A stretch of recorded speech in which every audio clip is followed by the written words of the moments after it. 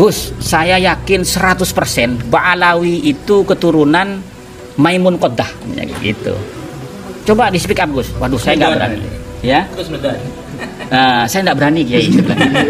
Tapi kemudian ketika hegemoni religiusitas ini diciptakan oleh Ba'alawi pada abad 9, semuanya runtuh. Jadi Ba'alawi yang bukan siapa-siapa di masa lalu, dengan menciptakan di abad 9 tokoh-tokoh masa lalu yang fiktif, kemudian keturunannya, keturunan dalam tanda kutip, bukan keturunan sebenarnya, orang-orang yang menciptakan tokoh di masa lalu itu, Faqih Muqaddam misalnya, kemudian mengurut bahwa saya keturunan Faqih Muqaddam yang diciptakan, bahwa tokohnya itu adalah orang besar, wali agung, padahal nggak ada.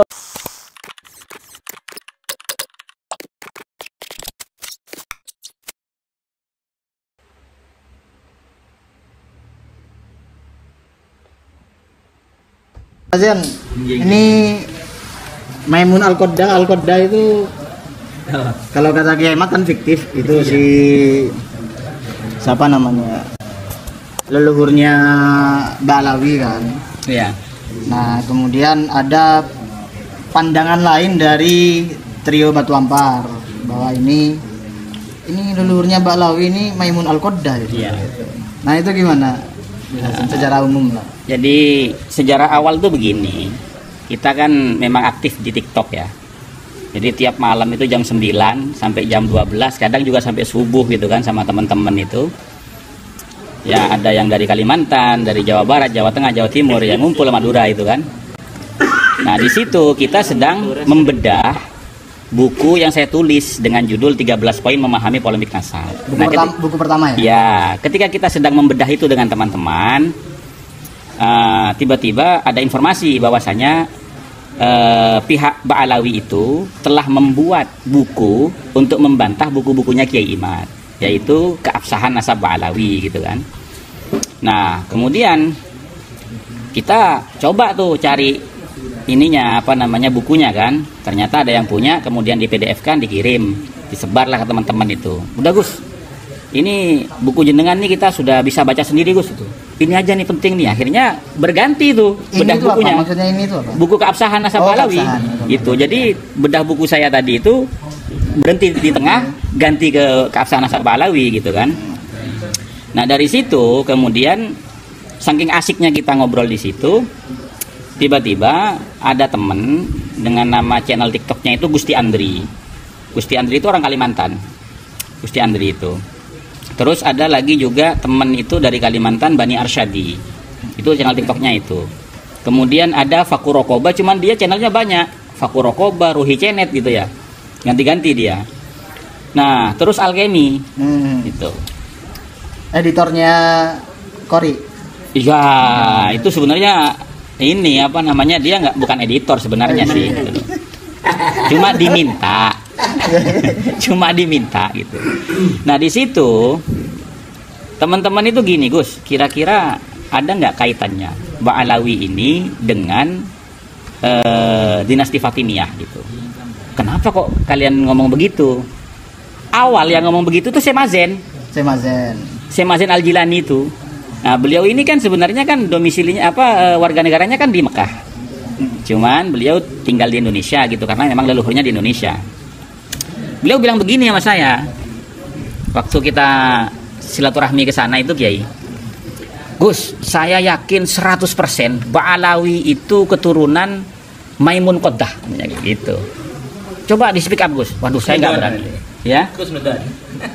Saya nggak berani, Kiai. Kenapa nggak berani? Saya biasanya harus punya data yang konkret dulu untuk menyampaikan ke publik. Kalau tidak, saya tidak berani bilang gitu. Sudah nanti tak carikan gitu.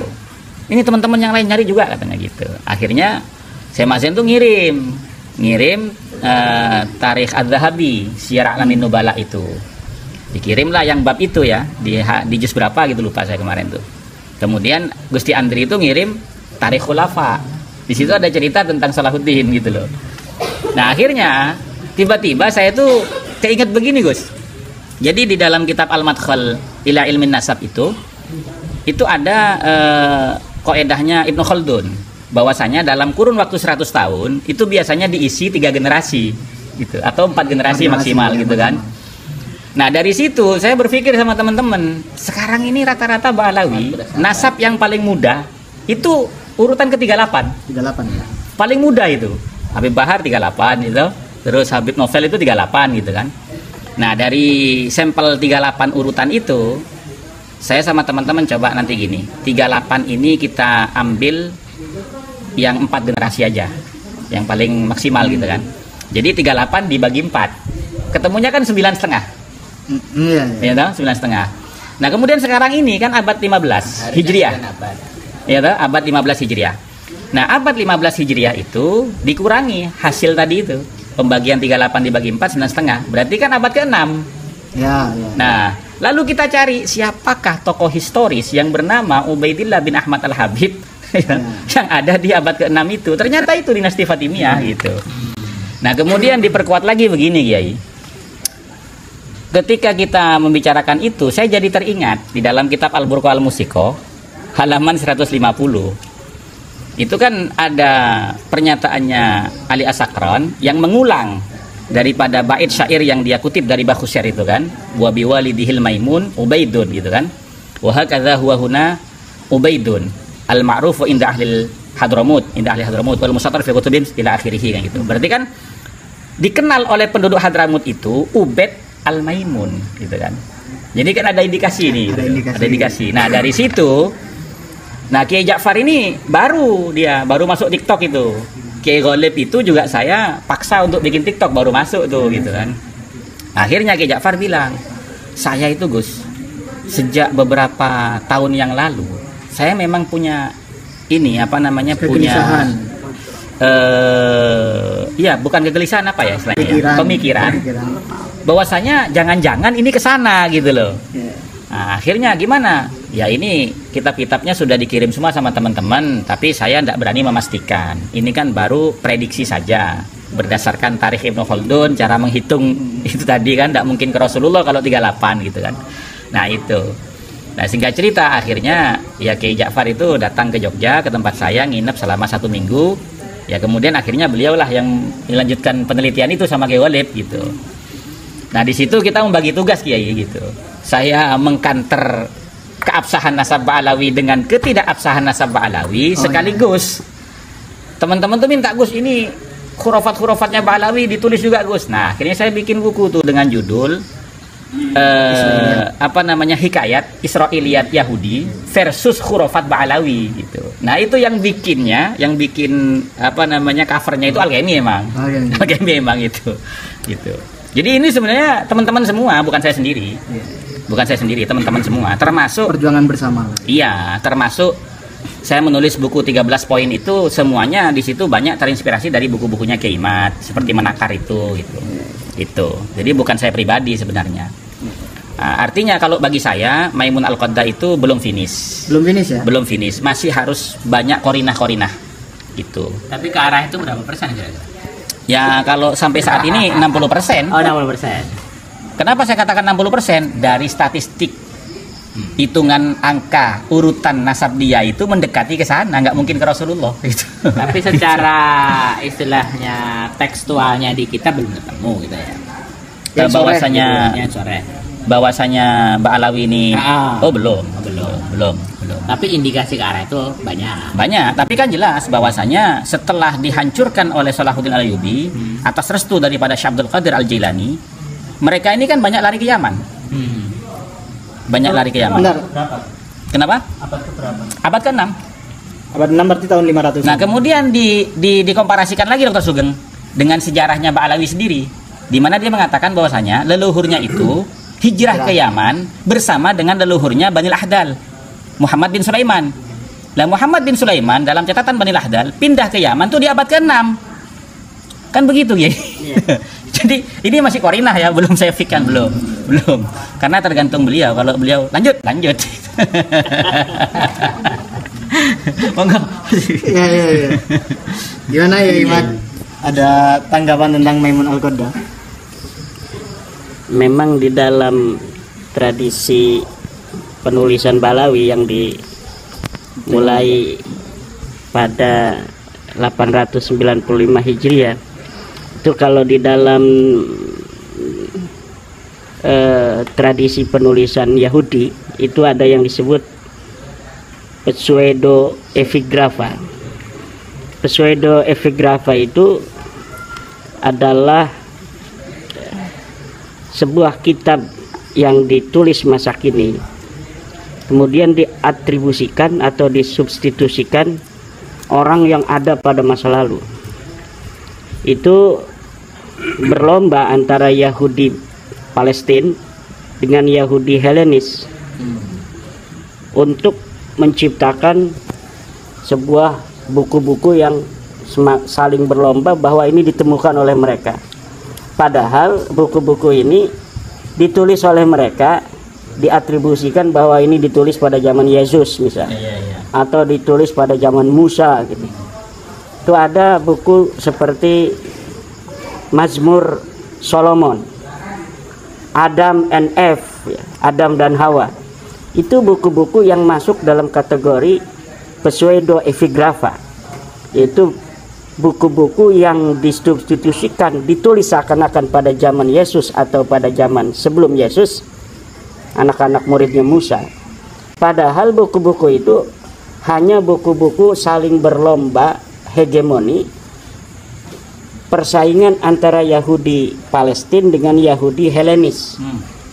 Kemudian muncul lagi Yahudi Parisi, ya. Itu mereka saling membuat buku-buku palsu. Nah, kemudian dapat dibongkar itu baru pada masa modern ini. Jadi buku-buku itu yang sudah lama diyakini sebagai sebuah